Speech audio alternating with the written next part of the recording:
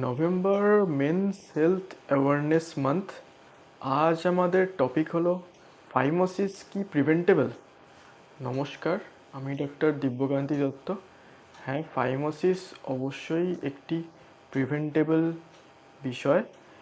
এর আগে অন্যান্য ভিডিওতে আমি ফাইমোসিস নিয়ে ডিটেলসে বোঝানোর চেষ্টা করেছি যে ফাইমোসিস অ্যাকচুয়ালি কী, যেখানে প্রেপিউস বা ফোরস্কিনটা সম্পূর্ণরূপে খোলা যায় না, বাচ্চাদের কি সিমটমস হয় বা অ্যাডাল্টদের কি হতে পারে, এল্ডারলিদের কি হতে পারে, বাচ্চাদের যে বিভিন্ন সিমটমসগুলি হয় কী থেকে হয় তারও এক্সপ্লেনেশন দেওয়ার চেষ্টা করেছি। আপনারা চাইলে সেই ভিডিওসগুলি দেখতে পারেন এবং ফাইমোসিসের প্রিভেনশন খুবই সহজ, খুব সাধারণ ঘরোয়া পদ্ধতিতে এটি প্রিভেন্ট করা সম্ভব।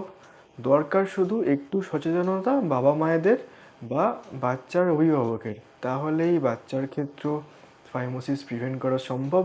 এবং তাকে যদি শিখিয়ে দেওয়া যায় তাহলে বড় হয়েও সে সেটা ফলো করবে, পরবর্তীকালেও তার প্রিভেনশন সেটা মেনটেন করতে পারবে, অর্থাৎ পরবর্তীকালেও ফাইমোসিস কখনো হবে না।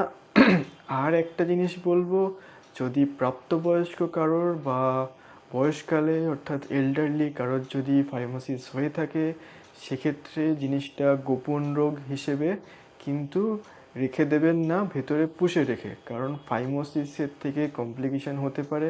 তো যদি কারোর ফাইমোসিস থাকে সেটা আপনার চিকিৎসক দেখে ট্রিটমেন্ট করিয়ে নিন কমপ্লিকেশন থেকে বাঁচার জন্য। নমস্কার।